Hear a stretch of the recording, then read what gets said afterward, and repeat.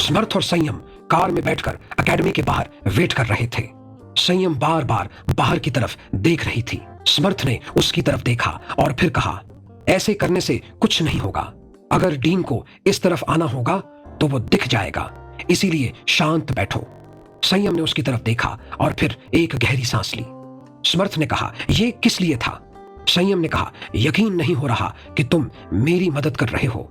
तुम यहां मेरे साथ मुझे इनोसेंट साबित करने के लिए डीन का वेट कर रहे हो। समर्थ ने कहा, क्यों यकीन नहीं आ रहा है तुम्हें? संयम ने कहा, तुम मुझे और किंचित को हमेशा बुली करते थे, इसलिए। समर्थ ने कहा, मैंने कभी नहीं किया, वो विमेश था जो तुम्हें और किंचित को बुली करता था। संयम ने कहा, पर तुमने कभी उसे नहीं रोका, कभी तुमने ये नहीं सोचा कि हम लोग बचपन से साथ हैं, कभी भी तुमने बचपन की दोस्ती का ख्याल नहीं किया। समर्थ ने उसकी तरफ देखा और फिर चिढ़कर कहा, और तुमने सोचा कभी बचपन की दोस्ती के बारे में? वो तुम थी जिसने दोस्ती को तोड़ा, मैं नहीं। इतना कहकर समर्थ चुप हो गया। उसे एहसास हुआ कि उसने क्या कहा है। उसने तुरंत मुंह फेर लिया।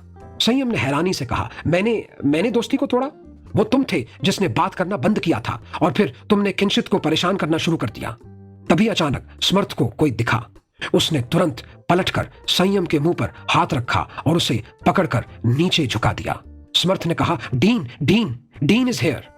संयम चुप हो गई। समर्थ ने कहा, इसका मतलब कि डीन की स्पेशल क्लास यहां लगती है। इतना कहकर उसने फोन निकाला और फिर ग्रुप चैट में एक मैसेज किया। इसके बाद समर्थ जरा सा उठा और उसने फोन से डीन के फोटो खींचने शुरू कर दिए। डीन ने अंदर जाने से पहले इधर उधर देखा और फिर अंदर चला गया। समर्थ ने फोटो लिए और फिर संयम की तरफ देखा। उसने संयम को अभी भी कंधे से पकड़ा हुआ था। उसने अपने हाथ की तरफ देखा और फिर एकदम से संयम को छोड़ दिया। वो सीधा होकर बैठ गया। संयम भी सीधी हो गई। समर्थ ने कहा, हमें चलना चाहिए, डीन का पता तो चल गया। बाकी के प्रूफ कलेक्ट करने के लिए हमें कोई प्लान बनाकर आना पड़ेगा। संयम ने हां में सिर हिला दिया। समर्थ ने कार स्टार्ट की और आगे बढ़ा दी। समन्वय निक को देखते ही चौंक उठा। निक ने उसे देखा और वो भी हैरान रह गई। समन्वय ने हल्के से कहा, निक। निक ने कुछ नहीं कहा और वो पलट गई। समन्वय ने कहा, निक स्टॉप। निक ने उसकी बात नहीं सुनी। वो एकदम से आगे बढ़ गई। समन्वय भी आगे बढ़ा, पर तभी उसका फोन वाइब्रेट हुआ। उसने फोन की तरफ देखा तो समर्थ का मैसेज था, डीन इज हियर। समन्वय ने मैसेज पढ़ा और फिर आगे की तरफ देखा। निक गायब हो चुकी थी। वो हैरानी से इधर उधर देखने लगा। वो आगे बढ़ा ही था कि पीछे से समय की आवाज आई, समन्वय। समन्वय रुक गया। उसने पलट कर देखा तो किंचित और समय वहां पर थे। समय ने पास आकर कहा, उधर कहां जा रहे हो? तूने ग्रुप पर मैसेज नहीं देखा? समन्वय ने कहा, हाँ वो मैंने। इतना कहकर वो चुप हो गया। किंचित ने कहा, क्या मैंने क्या? समन्वय ने कहा, नहीं, वो मुझे लगा कि मैंने किसी जाने पहचाने चेहरे को देखा। समय ने कहा, वो कोई यूनिवर्सिटी का स्टूडेंट होगा। अभी चल, हमें यूनिवर्सिटी पहुंचना है। समन्वय ने हां में सिर हिला दिया। वो तीनों जाने लगे। समन्वय पलटा और उसने एक बार पीछे मुड़कर देखा। वहां पर निक का कोई नामो निशान नहीं था। किंचित ने पीछे देखा और फिर उसे आवाज दी, समन्वय। समन्वय ने उसकी तरफ देखा और फिर कहा, हाँ। किंचित ने उसे आने का इशारा किया। समन्वय ने सिर हिलाया और फिर उसकी तरफ चला गया। तीनों कार में बैठे और वहां से चले गए। उनके जाते ही पेड़ के पीछे छुपी हुई निक बाहर आई। उसने गहरी सांस ली और फिर अपना फोन निकालकर फोन किया। फोन पिक होते ही उसने कहा, हेलो। हाँ मैं बोल रही हूं। सर को बोल देना आज नहीं आ पाऊंगी। Something urgent came up. या ओके, थैंक यू, बाय। इतना कहकर उसने फोन काट दिया। उसने फिर उस तरफ देखा जिस तरफ समन्वय और बाकी दोनों गए थे। फिर वो दूसरी तरफ पलट कर चली गई। ओया और सारांश ने मैसेज पढ़ा। मैसेज पढ़कर ओया ने मिरर व्यू में पीछे की तरफ देखा। वो आदमी अभी भी कार में बैठा हुआ उनके पीछे ही था। सारांश ने कहा, चलो, डीन का पता तो चल गया, वो दूसरी एकेडमी है। ओया ने उसकी तरफ देखा और फिर कहा, सारांश। बोलो। ओया ने कहा, वो कार, उस कार वाले ने तुम पर हमला क्यों किया था? कौन था वो? सारांश चुप कर गया। उसने कुछ नहीं कहा, ना ही ओया की तरफ देखा। ओया ने कहा, तुम किसी का वेट कर रहे थे, तभी वो कार तुम्हारी तरफ आई। मैंने बेहोश होने से पहले साफ साफ देखा था। वो कार वापस तुम्हारी तरफ आई थी। अगर समर्थ वहां पर नहीं आता तो वो कार, तुम्हें पता है कि वो कार ड्राइवर कौन था? सारांश मुस्कुरा दिया। उसने ओया की तरफ देखा और फिर कहा, मुझे कैसे पता होगा, और यह पहली बार नहीं है कि मुझ पर हमला हुआ था। डैड के बिजनेस में इतने राइवल हैं, साल में 2-3 बार ऐसे अटैक होते रहते हैं, डोंट वरी। ओया ने उसकी आंखों में गौर से देखा और मन ही मन सोचा, ये झूठ बोल रहा है। सारांश ने उसकी तरफ देखा और फिर कहा, क्या ऐसे क्यों घूर रही हो, चलो कार स्टार्ट करो और चलो। ओया ने एकदम से उसका हाथ पकड़ लिया और फिर कहा, तुम्हें अगर कभी भी मेरी जरूरत पड़े तो I will be there for you. Saransh उसकी तरफ देखता रहा। ओया उसके मन को पढ़ने की कोशिश कर रही थी। सारांश सोच रहा था, आई नो कि वो कौन था। मैंने फ्लैशलाइट में उसका चेहरा देखा था, पर मैं तुम्हें नहीं बता सकता। आई कांट टेल यू, क्योंकि मैं खुद श्योर नहीं हूं कि मैंने जो देखा वो सच है या नहीं, क्योंकि जिसे मैंने देखा वो कोई और नहीं, समर्थ के डैड है। ओया चौंक उठी। सारांश ने कहा, क्या हो गया तुम्हें अचानक, कैसी बातें कर रही हो। ओया ने उसका हाथ छोड़ दिया। उसने कहा, नथिंग, और कार स्टार्ट करके आगे बढ़ा दी। उसने मिरर व्यू में देखा तो दूसरी कार ने दोबारा उनका पीछा करना शुरू कर दिया था। वो सब यूनिवर्सिटी पहुंच गए। कार ने ओया और सारांश का पीछा यूनिवर्सिटी तक किया और फिर वो वापस चली गई। सब थक चुके थे तो अपने अपने कमरे में चले गए। संयम बिस्तर पर सोई हुई समर्थ के कहे शब्दों के बारे में सोच रही थी। दूसरी तरफ सोई हुई निक समन्वय के साथ हुई अचानक मुलाकात के बारे में सोच रही थी। उन दोनों के सामने अपने बिस्तर पर सोई हुई ओया मिरर व्यू में दिख रही उस कार के बारे में सोच रही थी। अचानक से उसका फोन वाइब्रेट हुआ। उसने फोन की तरफ देखा। उसमें अग्री का मैसेज था, तुम्हारी ताकत पर काबू होने के बाद तुमसे बात करना मुश्किल हो चुका है। मैं बस इतना बताना चाहता हूं कि वाशी को होश आ चुका है। ओया उठकर बैठ गई। उसने उन संयम और निक की तरफ देखा। उसने कुछ सोचा और फिर बिस्तर से उठ गई। उसे उठते देख निक ने कहा, तुम इतनी रात को कहां जा रही हो। संयम ने भी उसकी तरफ देखा। ओया ने शूज पहनते हुए कहा, मुझे नींद नहीं आ रही, मैं बाहर गार्डन में जा रही हूं।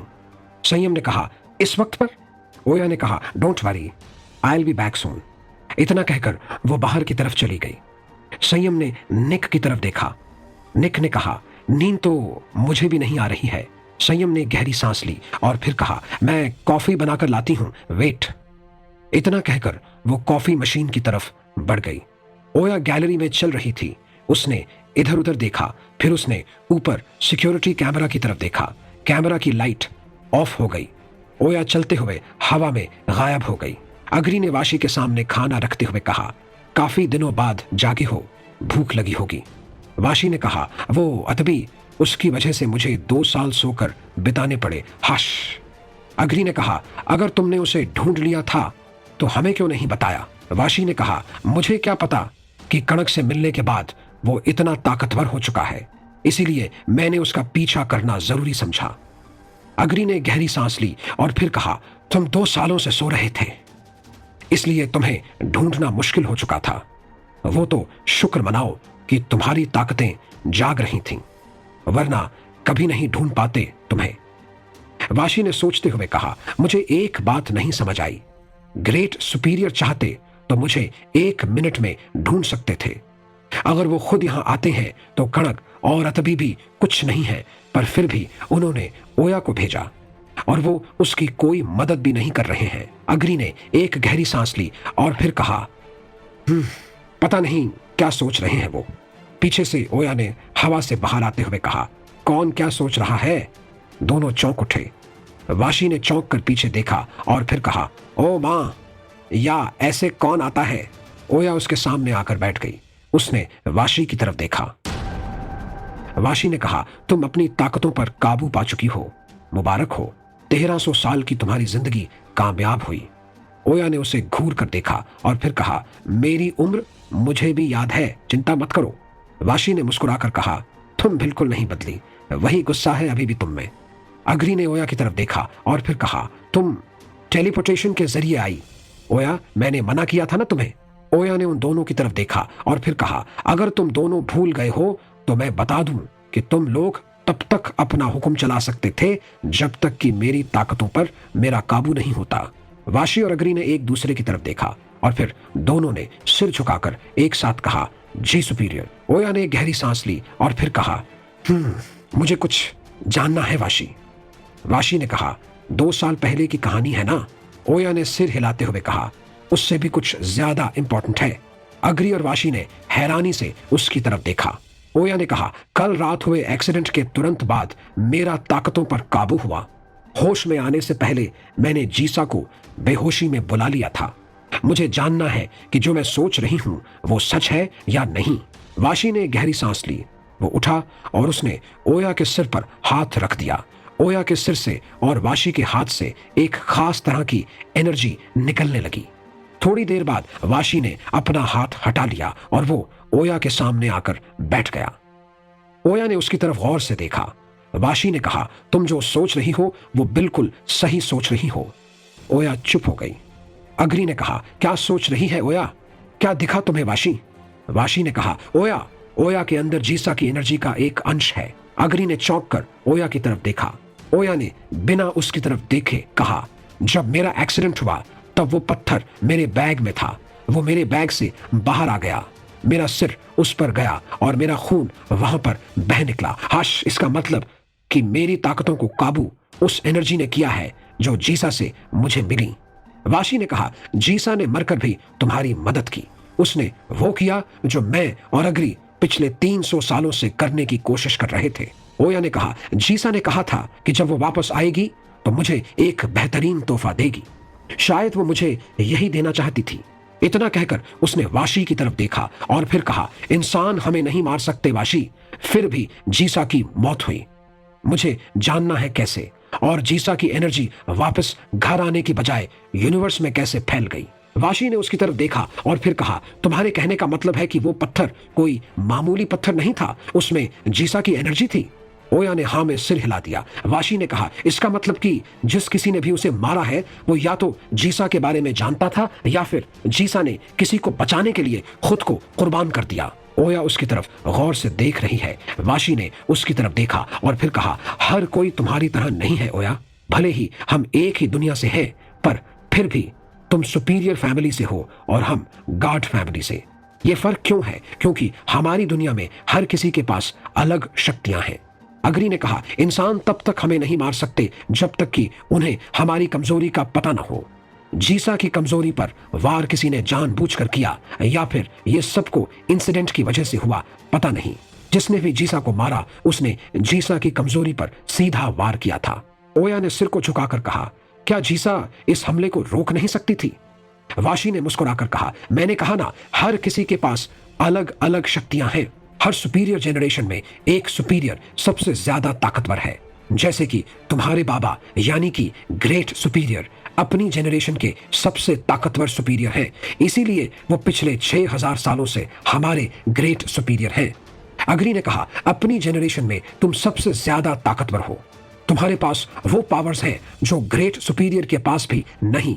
तुम 3 मिनट के लिए दुनिया रोक सकती हो, पर जीसा ऐसा नहीं कर सकती थी। तुम पिछली 8 जेनरेशन में सबसे ज्यादा ताकतवर सुपीरियर हो, पर जीसा की ताकत इतनी नहीं थी, इसलिए वो खुद पर हुए हमले को नहीं रोक सकती थी। ओया ने उन दोनों की तरफ देखा। वाशी ने कहा, अतबी भी इस हमले को नहीं रोक सकता था।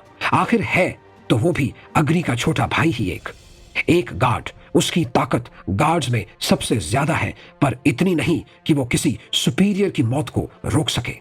ओया ने एक गहरी सांस ली और फिर कहा, और कणक का क्या? वाशी ने कहा, कणक वो 2 ताकतों से बना है, एक बुरी ताकत और एक अच्छी ताकत। कहने को कणक बस एक मणि है, पर वो मणि पूरी पृथ्वी को खत्म करने की ताकत रखती है। अगर उस वक्त जीसा खुद को बचाने के लिए कणक का इस्तेमाल करती तो कणक की ताकत इतना नुकसान कर देती जितना कोई सोच भी नहीं सकता। इसीलिए जीसा ने कणक को इस्तेमाल नहीं किया। ओया वाशी की बात सुनकर एक गहरी सोच में डूब गई। उसने कुछ नहीं कहा।